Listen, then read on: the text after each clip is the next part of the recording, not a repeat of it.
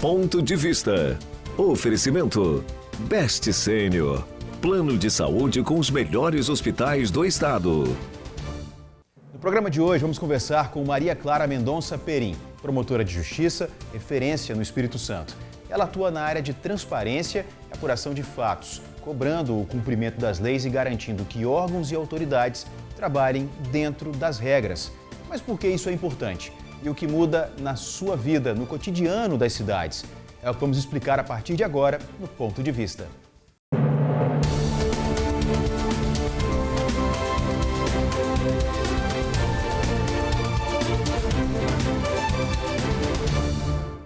O trabalho do Ministério Público ajuda a evitar abusos, irregularidades e desvios e garante que decisões e recursos públicos sejam aplicados de forma correta. Nessa entrevista, você vai entender como a atuação de alguém dedicada à fiscalização da lei impacta diretamente a vida de cada cidadão e fortalece a confiança nas instituições do Estado. Comigo, Maria Clara Mendonça Perim, que alegria te receber aqui no estúdio. Bem-vinda. Muito obrigada, a alegria é toda minha. Prazer. Queria que a senhora contasse como é que iniciou a sua trajetória no Ministério Público e o que te motivou a seguir por esse caminho. Felipe, a carreira do direito, ela é uma carreira que atrai as pessoas que desejam fazer justiça nesse mundo, né? E o que me motivou a ser promotora de justiça foi justamente um perfil idealista. Acho que o Ministério Público tem muitos desafios, porque o objetivo dele é ajudar na transformação social efetiva, mas ele tem um grande ativo também, um grande presente para quem exerce essa função, que é trabalhar todos os dias por uma sociedade melhor. E foi isso que me motivou a ser promotora de justiça. Desafios ao longo desses anos, a senhora já tem aí uma carreira exitosa, uma carreira muito bonita. 22 anos, né, na carreira do Ministério Público. Quais foram os maiores desafios que a senhora encontrou na sua atuação? O Ministério Público é uma carreira que tem várias áreas, né? Então, assim, um dos desafios de ser promotor de justiça é ter que passar por diversas áreas e aprender coisas diferentes, né? Para poder fazer entregas sociais. Então, assim, o promotor faz desde a fiscalização das contas públicas, que tem um tipo de complexidade funcional, até o tribunal do júri. Então, esse foi um dos desafios. Eu acho que o maior desafio da minha carreira, que eu ainda vivo, é lidar com uma tarefa muito grande, muito utópica, que é a efetividade dos direitos e de um leque de direitos que a Constituição Federal... Das garantias que a senhora diz? Dos direitos à igualdade, Sim. à saúde, à educação, ao acesso aos serviços públicos do cidadão em um país que ainda convive com muito radicais desigualdades sociais. Então, assim, lidar com a realidade do possível, né? Fazer o que é necessário sem perder a esperança diante de um cenário que evolui no Brasil, que avança em civilização. Eu sou uma otimista, mas que ainda é um país que apresenta um nível de desigualdade, de problemas estruturais que é desafiador. Acho que esse é o maior desafio. E a senhora tocou num ponto, né, que fala aí sobre não perder a esperança diante de tantos acontecimentos, tantas dificuldades, tantas faltas que ainda precisam ser preenchidas. E como é que faz para que efetivamente isso não aconteça, né, de não perder a esperança? É claro que com o trabalho, com ali acreditando, né, de maneira incansável no seu trabalho e dos seus colegas também, dos seus pares, mas chega algum momento que a senhora faz uma reflexão e fala, poxa, será que isso vai dar certo? Então, a minha experiência é que isso dá certo, né? Eu sou uma realista em relação aos desafios que o país tem. A segurança pública está aí na ordem do dia como um grande desafio. Há outros, né, na governança, há outros em uma série de aspectos, mas nós estamos caminhando. Se nós olharmos para trás, nós vamos ver que o Brasil, pós-88, ele venceu muito fortemente o analfabetismo, né, muito fortemente a extrema miséria da fome. Ele tem evoluções no Sistema Único de Saúde, que hoje funciona muito bem, atende a população e é um orgulho para nós, embora mereça contínuos aperfeiçoamentos. Nós vencemos a inflação com um plano real, nós estabilizamos a economia brasileira, enfim, eu acho que a gente consegue ter esperança olhando com um pouco de generosidade para as nossas conquistas e tendo em mira de que esse é um caminho sucessivo, é uma escada para subir, né? Nós estamos na metade do caminho. Sim, a senhora citou aí fatos marcantes como a inflação, a extrema pobreza, regionalizando, né? Trazendo isso aqui para o nosso estado. Quando a gente pensa num Espírito Santo de 20, 25 anos atrás, onde muita coisa acontecia, onde o Espírito Santo figurava em índices de violência em primeiro, segundo lugar, as cidades mais violentas estavam aqui, o número de mortes por 100 mil habitantes. Quando a senhora olha para esse Espírito Santo de 20, 25 anos atrás e para o atual cenário, houve uma evolução positiva. Muito positiva.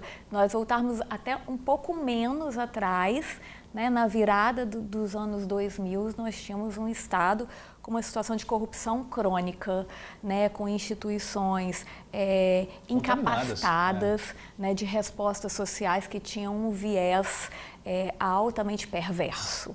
Né? E isso era um grande obstáculo para que a gente trabalhasse em prol do interesse público e tivesse um Estado que é hoje. Um orgulho para nós, os patamares, né, de responsabilidade fiscal, de governança e até de educação. O Espírito Santo foi super bem na transparência e foi super bem nos dados do IDEB mais recentes. Então, sim, a gente evoluiu muito no Espírito Santo e isso se deve, e é preciso a gente dizer isso, a um esforço conjunto da sociedade civil, da imprensa livre no debate crítico, tá, Felipe?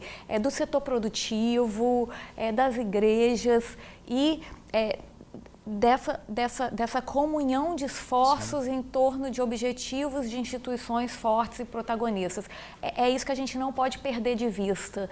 Nós voamos a patamares elogiáveis, mas devemos manter vivos e ativos os determinantes que fizeram a gente chegar lá. Claro. Isso, eu acredito. O senhor acha que a polarização, nem é o nosso tema aqui, mas eu vou só passear rapidamente por isso. Fica à vontade. A polarização, ela põe em risco, de alguma forma, a democracia? Eu acho que numa democracia as pessoas são livres para terem visões de mundo que elas desejarem. Isso é uma liberdade de pensamento, de expressão e isso, portanto, é um pilar. Sim. O que eu acho que nós precisamos cuidar é de evitar que a polarização impeça o nosso discurso racional sobre as soluções que a gente precisa cuidar nesse país. Em resumo, né? Não ficar nesse debate e esquecer da fome, da pobreza, porque aí é um grande erro, né? Eu acho que as pessoas têm que conseguir ser capazes de ter afetos, proximidades e diálogos, apesar das suas divergências políticas. Sim. Porque eu acredito que o ser humano, em um ambiente assim, em que ele realmente se dispõe a sentar para conversar, a entender o outro, a compreender suas razões, suas emoções e suas diferenças, ele tem mais chance de fazer um país melhor. Nesse sentido, eu acho que a polarização é um desafio para o Brasil também. Um desafio. E é um papel que a gente não pode falar que é um papel do outro, um papel daquele governante, um papel do meu vizinho. Nosso também. Nosso que eu digo também. Meu como imprensa, da senhora como operadora do direito, da sociedade em geral, do cidadão, eu acho que é uma união de esforços muito grande. Muito grande, muito grande.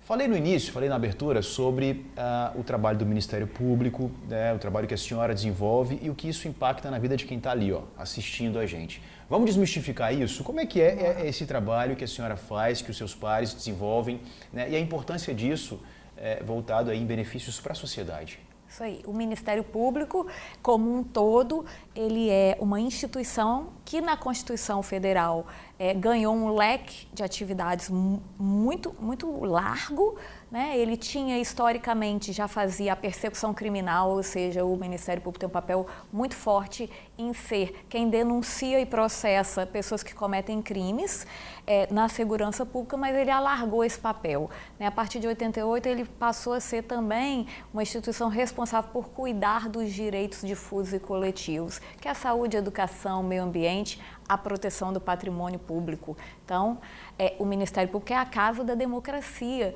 e ele se apresenta na sociedade como um fiscal e um mediador das instituições em prol desses objetivos. Esse é o tamanho do Ministério Público.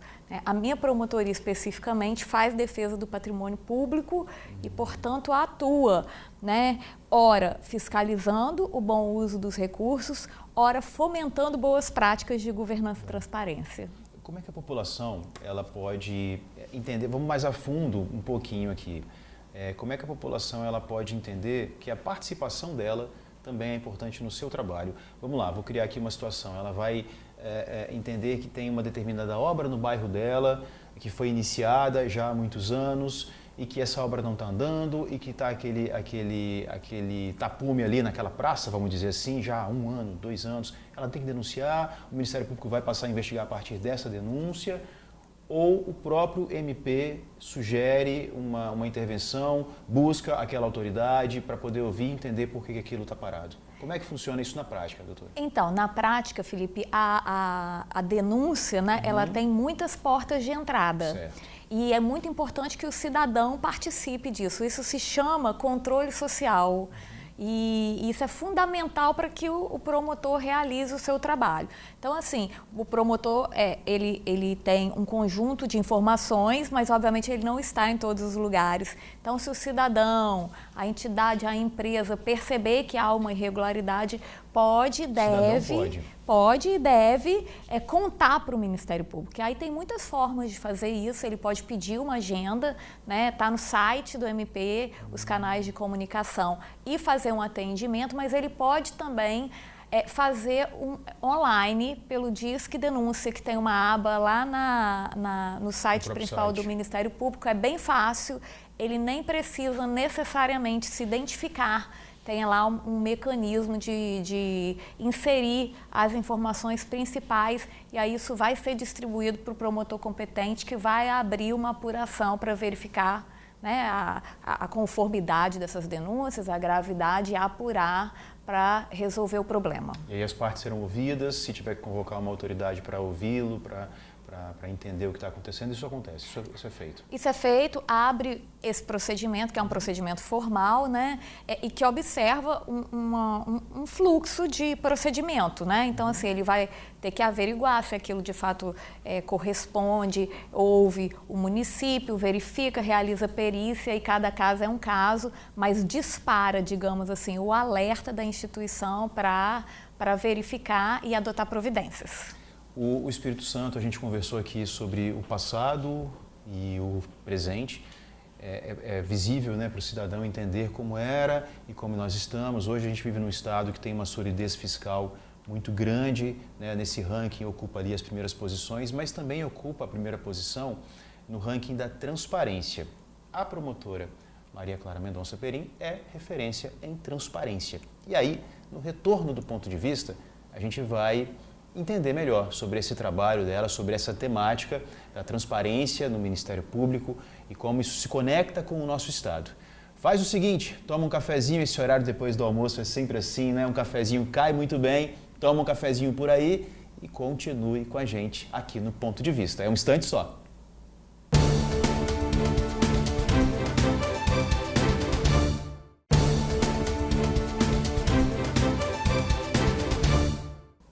De volta com o Ponto de Vista, na sua companhia e na companhia da promotora Maria Clara Mendonça Perim, hoje explicando aqui pra gente sobre o trabalho desenvolvido no Ministério Público. Falamos no bloco anterior sobre a transparência, sobre o ranking da transparência que coloca o Espírito Santo no primeiro lugar como o estado mais transparente do país. E a doutora Maria Clara é referência em transparência. Aí eu pergunto para a senhora o que significa isso na prática, doutora, e como é que o cidadão sente as ações da transparência no dia a dia deles, na comunidade, no dia a dia nas ruas da cidade? Então, Felipe, a transparência, ela é um valor, ela é um princípio que permite que o cidadão visualize com clareza o que o gestor está fazendo, como ele está fazendo, seja em relação aos gastos públicos, ou seja, onde ele está colocando o dinheiro, seja em relação às políticas públicas nas quais ele está investindo, tá?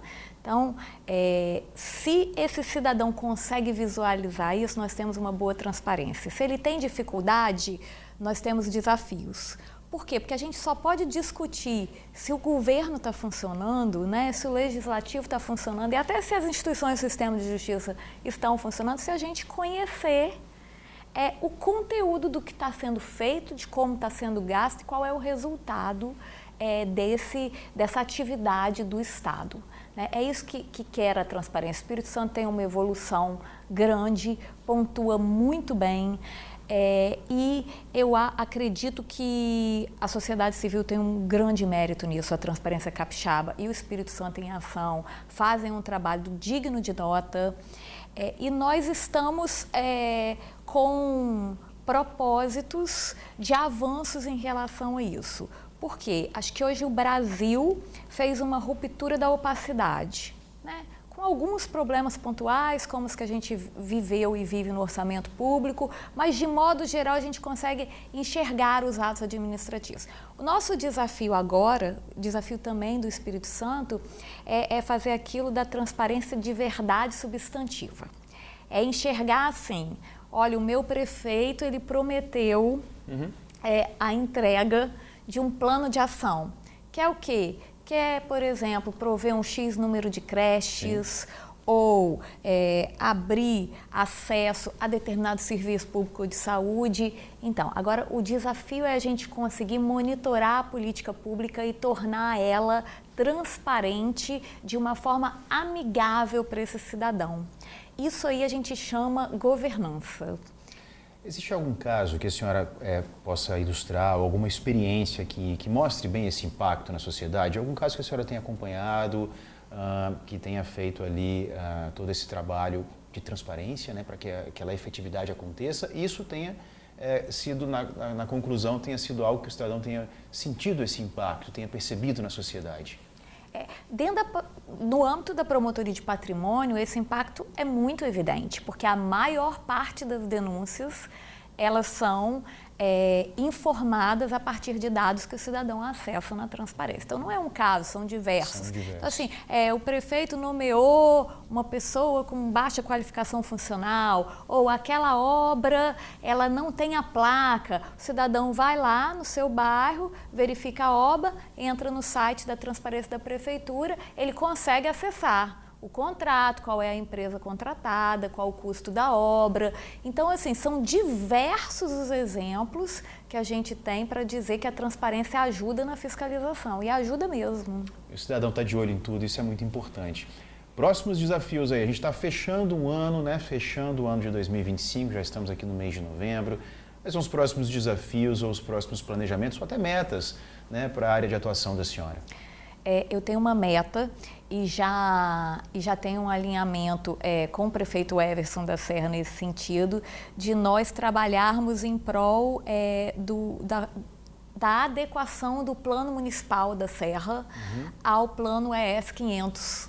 Né? O ES 500 anos é um plano do governo estadual de médio prazo, né, que estabelece uma lógica de planejamento estratégico que é um legado estrutural para o Ministério Público fantástico, né? A gente ganha muito planejando política pública e nós entendemos na Serra que a participação do município é fundamental na realização desses objetivos institucionais. Esse é o nosso, hoje, objetivo para o futuro. A Serra é o maior município do estado em termos de população, é o maior colégio eleitoral, tem uma economia robusta e, portanto, os nossos dados sociais vão impactar no resultado do ES 500 e nós vamos trabalhar para que eles impactem positivamente. E conjuntamente, ela está falando sobre a Serra, gente, porque a doutora Maria Clara atua especificamente na Serra, né, doutora? Exatamente, eu sou promotora do patrimônio público da Serra. Muito bem. Olha só, conversa boa passa assim, muito rápido, mas não acabou ainda não. Deixa eu convidar a senhora para acompanhar uma reportagem sobre corrida de rua. A senhora corre, já correu, já tentou, já se aventurou nesse... Olha, só assim o feijão com arroz, bem pouquinho, sem muitas pretensões. Sim. Corrida de rua é uma febre aqui no nosso estado, né? Febre boa. Febre boa, febre que promove saúde. Sim. Então a gente vai acompanhar agora uma reportagem que mostra a corrida de rua da tribuna, da nossa tribuna, que foi agora. A corrida foi agora no fim de semana. Pode rodar aí a reportagem.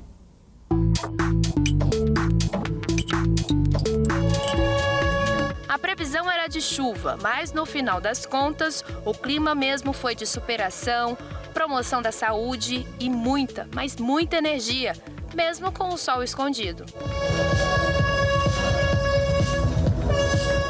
A 12ª edição da corrida Tribuna Ruas da Cidade reuniu mais de 2.000 atletas neste domingo, com largada às 6h30 da manhã, direto da Praça do Papa, em Vitória. Foram percursos de 5 e 10 quilômetros, passando por alguns dos cenários mais bonitos da capital. Um evento de fôlego e também emoção, transmitido ao vivo pela TV Tribuna no canal 7.1 e pelo YouTube do Tribuna Online, com cobertura completa nas redes sociais e no jornal A Tribuna. Uma força-tarefa de repórteres, cinegrafistas e equipe técnica para registrar cada momento desta grande festa esportiva. Importante demais, é uma tradição já correndo a Tribuna, 12ª edição. E que bacana ver tanta gente preocupada com a saúde, com o bem-estar. A Tribuna, mais uma vez, dando esse show de transmissão. E quem também participou da cobertura foi o repórter Luciano Rosetti, direto da Praça do Papa, com entrevistas ao vivo com atletas e personagens inspiradores. Diego conquistou o primeiro lugar neste ano com o geral dos 5K.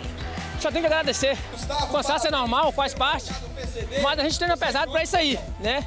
Já no feminino, Luciana Lima foi a campeã com 20 minutos e 23 segundos. Louvado seja o Senhor por esse dia maravilhoso que Ele nos permitiu, né? Só estamos aqui por causa dele. Gratidão, muita gratidão ao meu esposo, que é meu treinador. E teve história que emocionou o público. Rogério e Isadora, pai e filha, correram juntos na categoria PCD. Hoje, aos 22 anos, Isadora já soma 16 pódios ao lado do pai. Significa vitória, porque quando ela tinha menos de 1 ano de idade, o médico falou assim pra gente, pra mim e pra mãe: vocês colocam essa menina no quarto, faz um quarto bem bonito, bota ela lá dentro e vão viver a vida de vocês. Mas eu nunca desisti da minha filha. Aí quando ela fez 18 anos, começou a correr. Hoje tem 22 anos, essa é a 16ª corrida dela, né? 15 pódios até agora, se Deus quiser, o 16º agora. A estrutura do evento contou com pontos de hidratação, área de massagem e uma novidade.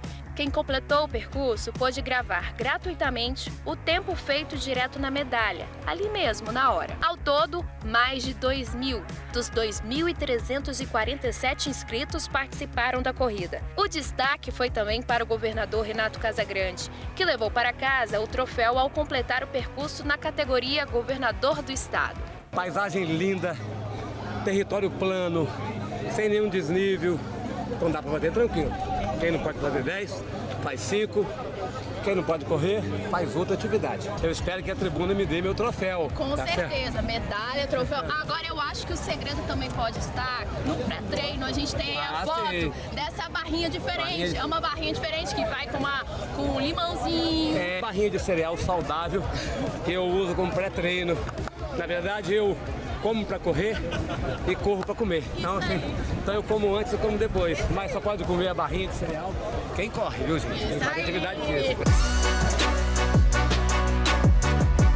E foi assim, a 12ª corrida Tribuna Ruas da Cidade. Superação, alegria e muito fôlego. Um evento que reuniu atletas, famílias e histórias inspiradoras, com transmissão e cobertura em todas as plataformas da TV Tribuna. Tribuna, Guilherme dá o troféu! Salve de palmas, minha gente! Você está no momento da premiação da corrida Tribuna Ruas da Cidade, 12ª edição.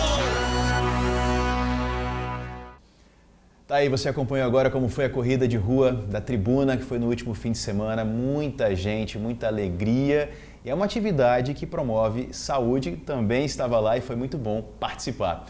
Estou aqui com a doutora Maria Clara Mendonça Perim, promotora de justiça, uma conversa muito importante, muito informativa, recheada aqui de dados que você, cidadão, precisa saber. Aliás, tem mais um aspecto que eu queria muito tocar aqui com a doutora Maria Clara, que é sobre o ano que vem, o ano eleitoral.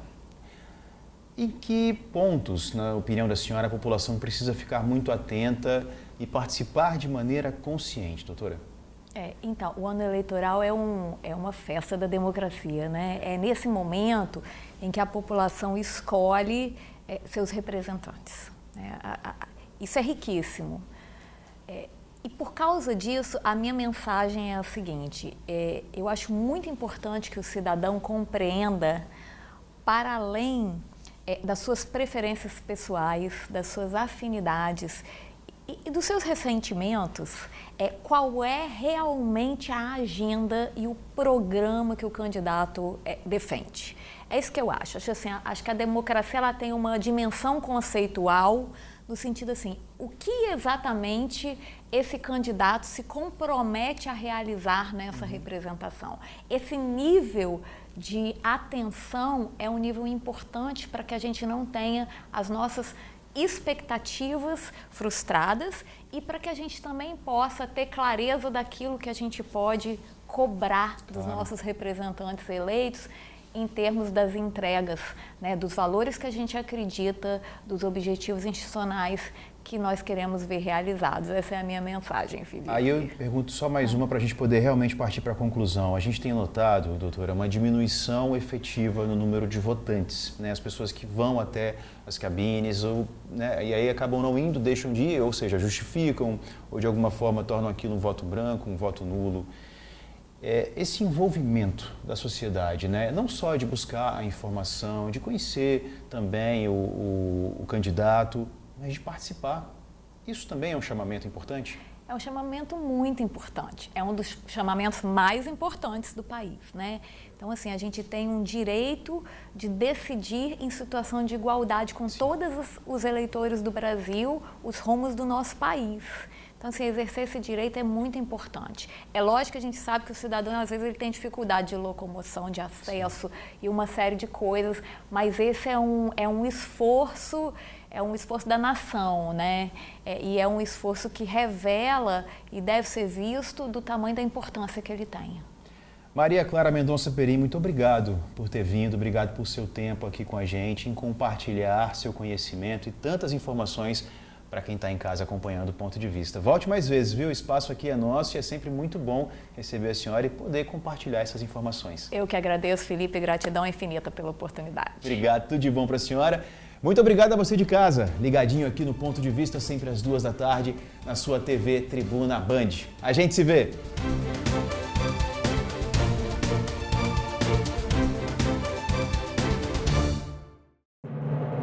Você assistiu Ponto de Vista. Oferecimento Best Sênior. Plano de saúde com os melhores hospitais do estado.